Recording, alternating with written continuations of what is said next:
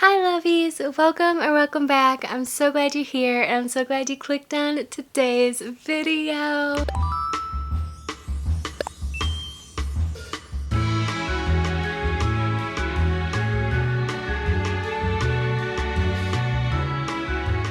By the title, by the thumbnail, you already know what we are doing today. It is kind of a little confusing because this was actually meant to be a whole New York City vlog and I was going to combine it with doing cozy bookish things around the city. It just ended up being so cold and just hectic in New York, so I didn't end up vlogging too much. We had a lot of fun and I took a lot of pictures that I'm going to share with you guys in this video. For this video though, we are going to be doing some cozy bookish things together. I want to go book shopping because I still have all my gift cards from the holidays. Is that shocking? It's pretty shocking to me. We're gonna update my reading journal for January because I got a brand new reading journal for 2025. I thought it'd also be kind of fun to do my January wrap up in this video. If I end up buying any books at the bookstore, we're gonna do a book haul, which I'm super excited about. But I thought before we hop into it, I would share some fun little clips from New York. We're gonna jump back to a few days ago when we were in New York City, and then we're gonna hop right in to the cozy bookish vlog.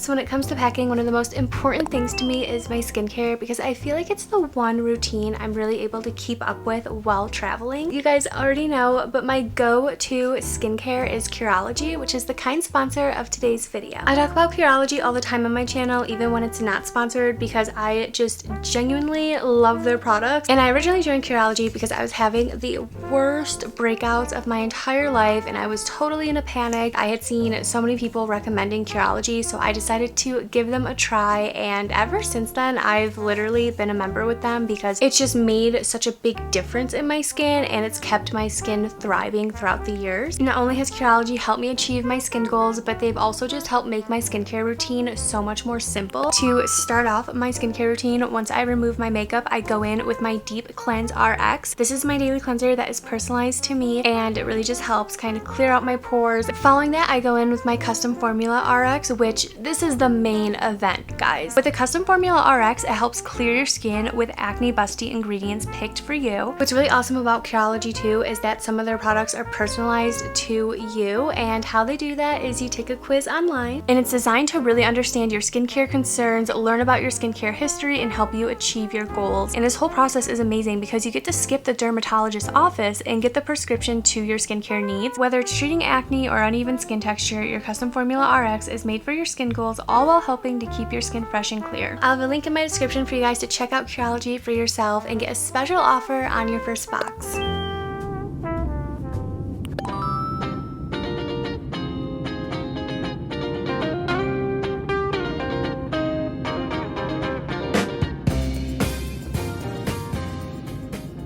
First thing on the list for today is to go book shopping. We're gonna head over to Barnes. I have a lot of gift cards for Barnes & Noble. I cannot believe I have not used any of them yet. Absolutely crazy. We're gonna head over to Barnes, see what's new. I know they've come out with a few books that are definitely at the top of my radar right now, including Ali Hazelwood's newest book. I think they came out with the Hunger Game special edition books, which it makes me really excited because I don't own the Hunger Game books and I would love to reread that series. There's a new hockey romance out, Spiral, that I would definitely love to get the physical copy for, and just like a whole bunch of other books I've kind of had cycling through my head recently. We're gonna head over to Barnes, do some book shopping, maybe get a coffee, kind of just enjoy the day. It is 27 degrees out, but it's sunny, and as long as the sun is out, I'm usually pretty happy. 27's pretty chilly. I feel like that was my problem when we were in New York. It was so cold, guys, but it's also just like permanently gloomy in New York. If you live in New York, you already know it's like always gloomy. We are gonna head out though. I just threw on my little quilt jacket. I just feel like it screams February and Valentine's Day, so I thought it'd be really cute to wear today. I have my little book shopping tote bag, some jeans, and some Ugg slippers. That's the cozy fit for today. We are gonna head out and hopefully come home with some good books.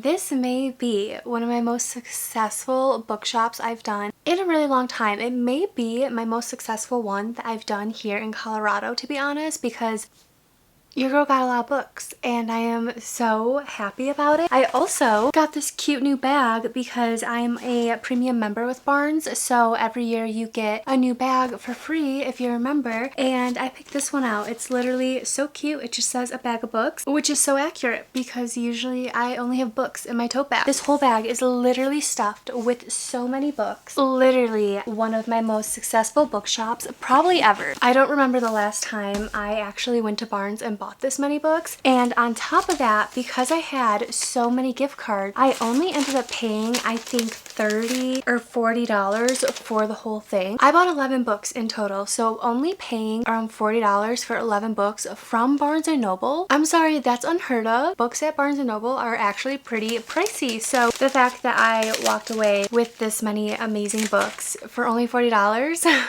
I just feel so happy right now and excited. We are gonna jump right into this book haul. I ended up finding so many more books than I thought I would. There were so many new releases that I hadn't even known were coming out yet, so I was super excited about that. And then I also ended up picking up some really fun looking books that I feel like I would just absolutely love. Starting with Wings of Starlight by Allison Saft, which also I'm literally matching this book right now and it's honestly a vibe. I love it. I was immediately drawn to this book because it's a Disney book, so I was super excited to see what Disney retelling or reimagining it was going to be about. This happens to be the origin story of our dear Queen Clarion. It takes place before she's queen and where she basically has to make a decision between duty and her heart. We get a whole backstory on her and her romance. This is going to be such a fun one because I grew up loving Peter Pan, loving Tinkerbell, and the whole Tinkerbell Pixie Hollow series. It's going to be really cool to get this origin story on the queen and just kind of see where she came from, because obviously we get such a different perspective on her in the movies and books. Also on the back cover we have our MMC and I think it is so lovely and dreamy. I'm already obsessed with him, to be completely honest. I'm pretty sure he comes from the Winter Woods and I just feel like this is gonna be so much fun. But it's also by Allison Saft, and early last year I read A Fragile Enchantment, which is also by her. I really enjoyed her writing style and her storytelling, so I feel like this is gonna be a really cool one to kind of read from her point of view. This was one of the first books I picked up and it was not on my list at all. I had no idea this was even out at the time. This was kind of like one of my spontaneous picks and finds of the day. The next book I picked up is Quicksilver by Callie Hart, and this is a book I was very influenced to pick up. I've been seeing so many people talk about this book since last year and just how fun and good the romance is in it. This also wasn't a book I had on my radar just because I hadn't seen physical copies of it at the store before, but while I was at Barnes they had a whole table of these books and I was like, I feel like it's a sign. I feel like I have to pick it up because I have been contemplating starting it for so long. Like literally every month I think about this book because so many people have just raved about it and loved it, and I always kind of like shy away from it because, as you can tell, it is on the chunkier side. It's about 600-ish pages, so it's a pretty big one, and I had only known that it was available on Kindle at the time, but when I saw the physical book in person I just kind of took it as a sign and decided to pick it up. So we have Quicksilver, and it's basically about a girl who is living in a kingdom where she has magic or some type of power, but no one else does and no one else knows that she has these powers, and she kind of has spent her life stealing from people, pickpocketing, and then she ends up coming face to face with death, which I just have to say, my thought process for this book, at first I was like, oh, she is someone who is kind of, you know, the odd one out in society. She's pickpocketing, stealing to survive. I immediately thought of Powerless, even though it's kind of an opposite story where our FMC in that book doesn't have powers while everyone else does. I just kind of got the same vibe from it with the kingdom and the pickpocketing, and just like their backstories seem really similar. That was my first like connection where I was like, okay, I could really like this. And then when our FMC in this book comes face to face with death, immediately, guys, you already know where I'm going with this if you've been around, immediately I'm transported to Belladonna.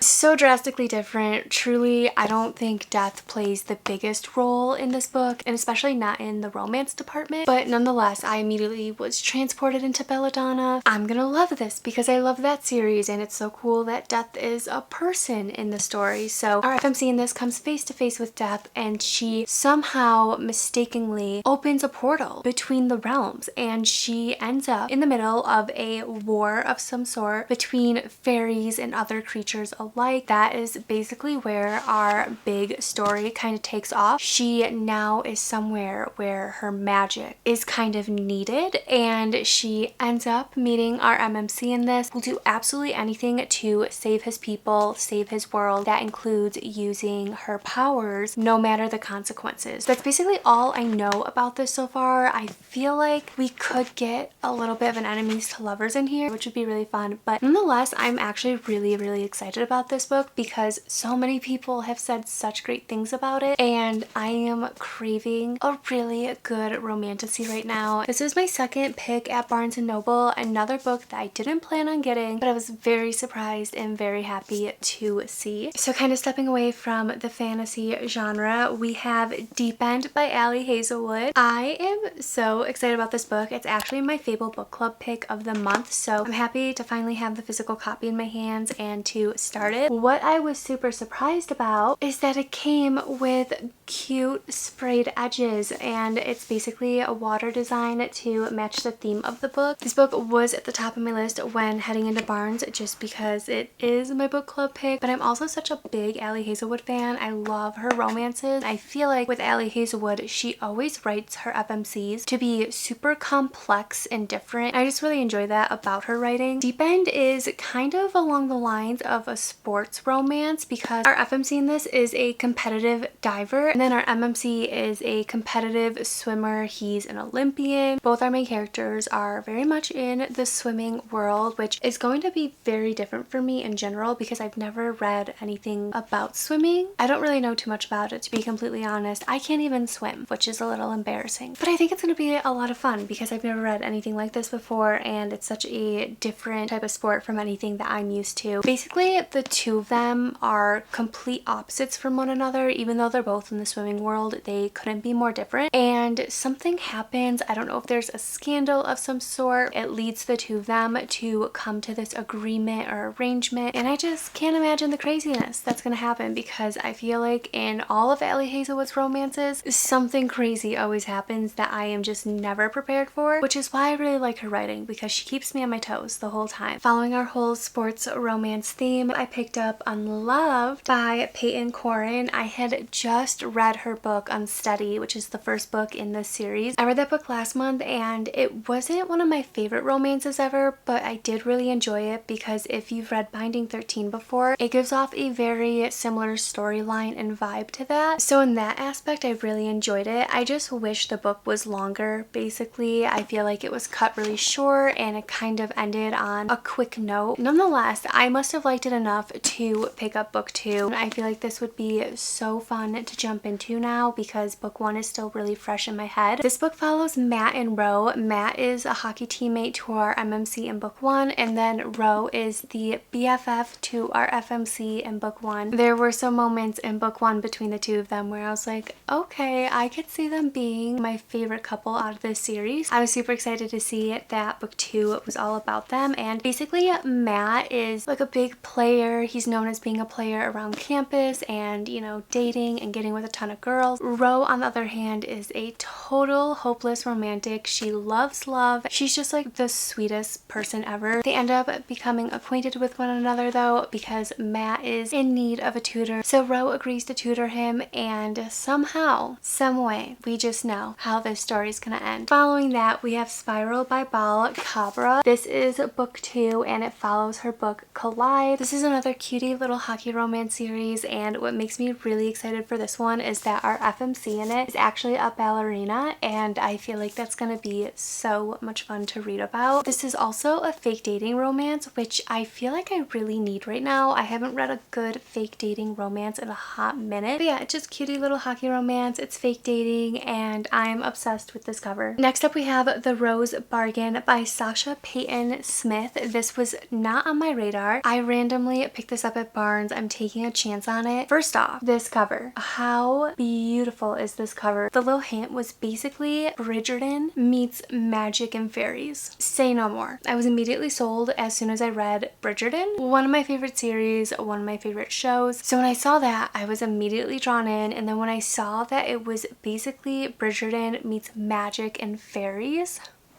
I got so excited. And that's exactly what this book is about. Our FMC is entering into her first season, just like Bridgerton, just like Daphne. She basically is trying her best not to let her family down and bring honor back to them, because there was quite the scandal with her family and now people are kind of like shunning them from society. And in the middle of it all, there's fairies, there's magic, there's bargains you make with a queen who twists them and does evil things. I'm also 90% sure that there may be an enemies to lovers in here, as well as a love triangle. I'm not too positive on that, but I feel like there might be a love triangle just because I do know there's two prince brothers in this, which could be really, really fun. Then I was very, very fortunate to find the Hunger Game special editions. I was so excited about these guys, and I originally was looking for a whole box set of them, but they were just selling them individually at the Barnes I was at, so I decided to pick them up and I am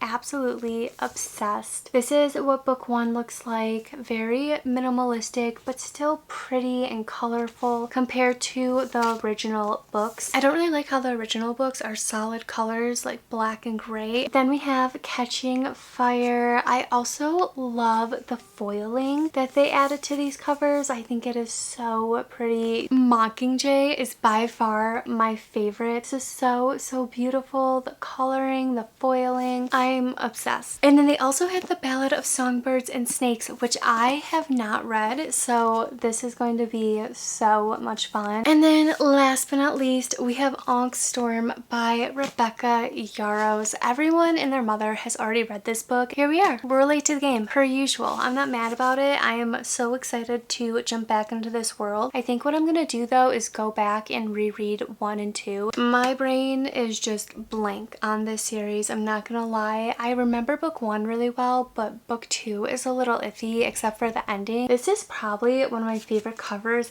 by far of the series. I think it's so pretty, and they also came out with these beautiful sprayed edges. I remember when book 1 came out and there were special editions of it and people were literally selling it and buying it for almost like $1,000. It was the craziest thing I had ever seen. And now here we are with book 3. We have cute little dragons on it. Very excited to go in and read it for myself and see what happens.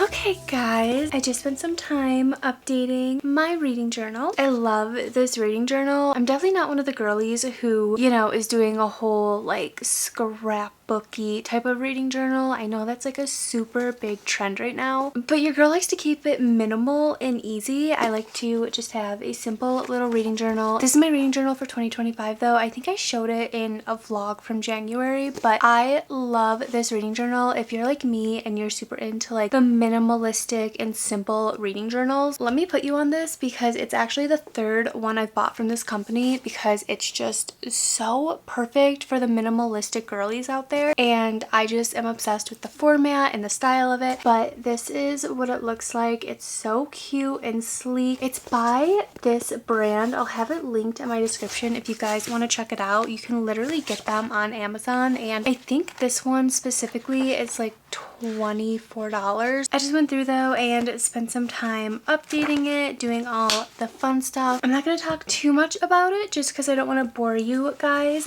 but I did want to quickly go through and give you guys my January reading wrap up. I've been getting so many questions about my 2 rereads in January, so I thought I'd spend some time kind of talking to you guys about them and talk about the books that I liked and didn't like. We read some really good ones in January. This one specifically, so many of you have been waiting for me to read. We're going to talk all about it, and I'm going to try and keep it as short and sweet as possible because you guys know I'm a yapper and I could sit here for probably 2 hours talking about these 5 books. I'm not going to do that to you guys, I promise. I'm not trying to bore you. Welcome to my January wrap up. We read 5 books in total, lots of romances, 1 fantasy book, and honestly it was a pretty good month. I was really nervous I wasn't going to be able to finish the books in time because I hadn't really read the first half of January, and then I kind of got a burst of energy halfway through and I started reading a lot. We ended up completing my entire January TBR though, which I'm so proud of myself because one of my big New Year's resolutions is when I make a monthly TBR, I can't make another monthly TBR until I finish that TBR. So I'm really happy I was able to finish it, and it just makes me feel really good. We're gonna start with my first read of January, which is Throne of Glass by Sarah J. Maas. This actually ended up being a book that I was kind of forced to read and pick up because it was my book club pick of the month. So I was like, okay, kind of giving me the push I need to start the series because it's such a popular and raved about series. Everybody loves it, and I've just been really shy to start it because I really enjoyed ACOTAR. Nonetheless, I started Throne of Glass, and I have to say it did not disappoint. I am actually really happy I picked this book up in January, and it ended up being my first book of 2025 because I really enjoyed it, guys. It ended up being 4 stars. Our FMC in this is Selena, and she is like the top assassin. The book literally starts off with her being in prison, which was so crazy to kind of have a book start off that way. Basically, she is offered her freedom in exchange for competing in this competition that the king has created. If she wins, she becomes the king's champion, and after a few years, she will gain her freedom. But in this competition, she's literally up against 23 other warriors, murderers, thieves, and basically all these bad people. We also get a little bit of a love triangle in here, and I'm super excited to see what happens in book 2 and how it kind of continues on because it's not a definite love triangle, but there's definitely some tension here between our 3 main people, and I really enjoyed it, especially Prince Dorian. There's so much to him that I can't wait to learn about. There's something so different about him compared to his father and other subjects, so I feel like there's definitely a lot to learn about him and a lot of secrets we're gonna uncover. In the middle of it all too, there's like something dark lurking in the castle, and Selena's opponents mysteriously end up missing and ending up dead. So that's also like another really interesting part of the story, and the plot twist and the craziness that we get at the end, I just was totally shook with. I'm super excited to keep going in the series and see what happens next. Next up is Unsteady by Peyton Corn, which you guys saw earlier in this video. I picked up book 2 in this series. I read this next in January, and it's a cutie little hockey romance that I had seen so many people kind of raving about and really enjoying, so I decided to pick it up and give it a try because I also just think reading hockey romances in the middle of winter is just the best vibes ever. What I wasn't expecting with this is that it low-key gives off Binding 13 vibes, and don't get me wrong, these books are totally different, like they are nothing alike by no means, but there's definitely similarities between the two that I found myself kind of latching onto just because Binding 13 is one of my favorite books of all time, and because of that I think that's why I ended up enjoying this book so much more. In the story though, our FMC in this is Sadie. She is a college figure skater, literally just trying to get by. She has a super hard at-home life. She's trying to get custody of her little brothers, all while juggling working 2 full-time jobs, going to college, trying to make it to skating practice. She just has a lot on her plate, and she kind of has this reputation around campus as being kind of like cold and almost standoffish. With that being said though, there were definitely times in the story where I felt Sadie was just a little bit too aggressive and maybe a little bit too mean, especially towards our MMC Reese. He is a college hockey player who had a pretty nasty accident last season, and he's definitely struggling with it. He definitely has some PTSD from his injury, and that's his main struggle in this story. Basically, him and Sadie become acquainted with one another because they're using the same ice to practice on, and the two of them just start to find some type of comfort in one another because they are both going through such stressful times in their lives. And we kind of watch as this really cool and different type of relationship blooms between the two of them. He gives off Johnny vibes though. He's a total sweetheart, one of those guys who would just absolutely do anything for anyone he loves. And I think that was probably my main gripe with this book, is just that I felt like Sadie was a little bit too aggressive and too mean at times. Nonetheless, this ended up being a 3.5 stars for me. It would have been a 4-star, but the ending of it is what really threw me off because I feel like it wraps up so quickly. I was just a little bit underwhelmed with it. I also felt like there were so many loose ends in the story with certain characters, and we do have the possibility of tying those loose ends up in other books, but there was just something a little off about this book. I kind of wish there was some more substance to it, and instead of so much, you know, making out and so much romancing, I wish there was just a little bit more substance to it, basically, because I think the whole storyline is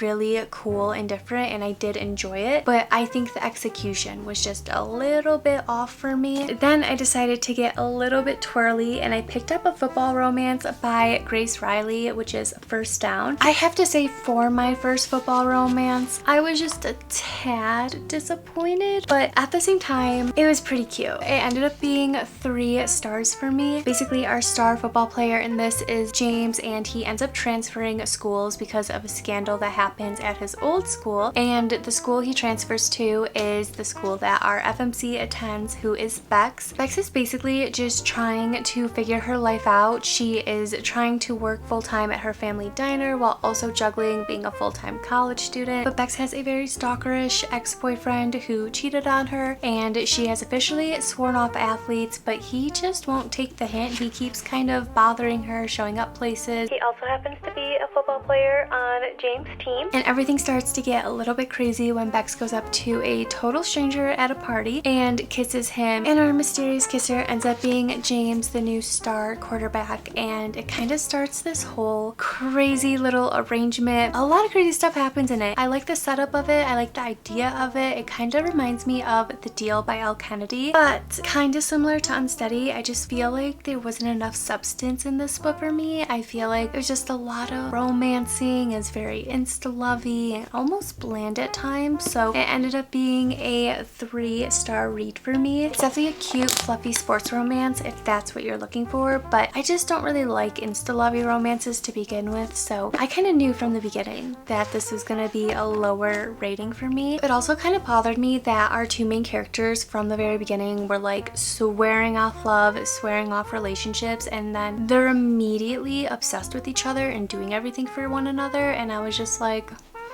I thought we were swearing this off. I just really prefer more of a slow burn when it comes to romances, and this was just insta everything in my opinion. Last but not least, we have my 2 rereads of January: Archer's Voice by Mia Sheridan and Hooked by Emily McIntyre. We're gonna start with Hooked because I ended up reading this one first. I read this back in 2023, I believe. It was one of my first ever dark romances, and I remember absolutely loving this book. I think I rated it 5 stars, to be honest, and I just thought it was so fun. It was so different from anything I had ever read because it was literally my first ever dark romance. With that being said, having it be 2025 now, having read so many other books since this, I do feel like my reading taste has definitely changed, and the first half of this book, it really caught me off guard. Honestly, like the first 5 to 10 chapters, I was just kind of reading with my jaw on the floor because I was like, this is really, really messed up and twisted. But I do think in the past, I didn't really like the beginning part of the book, but the end of it is what really got me. Having reread it and all the crazy twisted things that happen in this book. If you're not familiar, by the way, it's basically a Peter Pan reimagining, but make it dark romance. And our main character in this book is the villain from Peter Pan, James Hook, and the whole story revolves around him. It could just be because I haven't been reading a lot of dark romance lately, but I just personally, it kind of gave me the ick the first few chapters. I was like, ooh. As I kept going and as I got through the end, I did kind of pick up on why I probably enjoyed it back then. And I ended up re-rating this a 3.5 star read. I really want to go back and reread this entire series and see if that's how I feel about all of them. Honestly, I think the storyline is really cool and different. I like that it's this dark twist on Peter Pan. It could just be my mood too. I feel like I wasn't in the mood for a dark romance. I've been coming from fluffy sport romances, so that could also kind of be why I didn't like this. 3.5 stars. I'm gonna stop talking about it.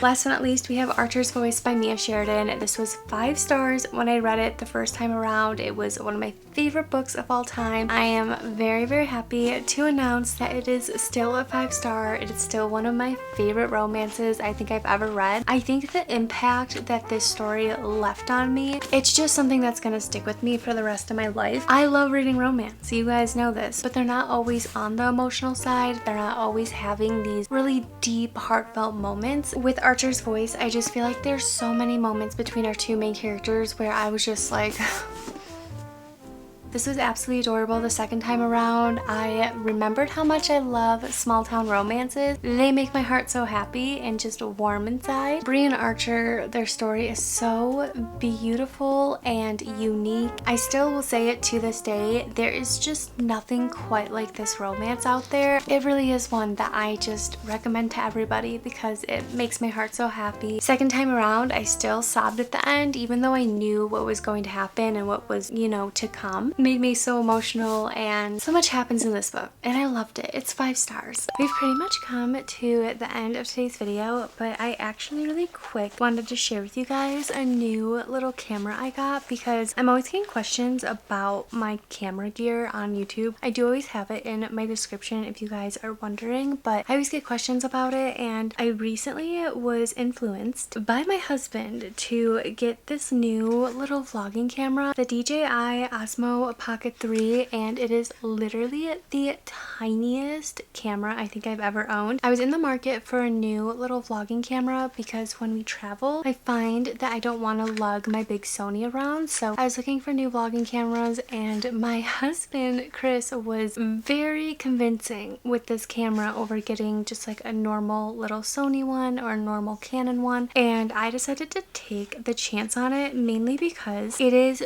just so itty bitty and discreet, and when it comes to vlogging in public, I'm very shy and quiet, so when I saw how tiny this was, I was like, okay, that could actually work really well for me because I'm definitely a very shy person in public. This is what it looks like though. All you have to do to turn it on is literally flip the screen, which I think is so cool. And then the little camera, which you guys probably can't even tell because it's so bright. It's actually really good quality. I was super surprised about it. The camera itself is on a gimbal, so the stabilization, it's unlike anything I've ever seen in a camera, to be honest. This little compact thing is just so genius, and I've been loving it so far. I'm definitely excited to take it out more with me and kind of experiment with it, but I wanted to share it with you guys because I think it is the coolest little thing. You can reverse the camera too and put it on you kind of like a little selfie mode. It also has this really cool feature where it will follow you, so you can place the camera down somewhere and the camera itself will follow you around the room without you having to move it, which I thought was really cool. I just love how itty bitty this is, and it's just very discreet to have in public and have in your hand. And then I did get the creator bundle, so it actually came with the newest DJI mic. I think Chris has the first generation and it is so incredible, and this is the newest one and it's just even better because it has like noise canceling abilities. I think the in-camera mic is really good, but if you use this little mic with it, fantastic, guys. Literally the best little vlog setup ever. You can shoot videos vertically on this for TikTok, Instagram, stuff like that. I feel like filming TikToks on that compared to my phone is just gonna have better quality. That's my little camera haul. I hope you guys enjoyed today's video. I haven't done one of these cozy bookish vlogs in the longest time, so it felt kind of good and fun to go around and do a bunch of little bookish things with you guys. Very much like most of you, I am here for the bookstore vlogs and the book hauls because those are probably my favorite things to do. But as for upcoming videos and reading vlogs, let me know down below what type of reading vlogs or vlog ideas you guys would like to see from me. With all that being said though, I love you guys so much, and I'll see you in the next one.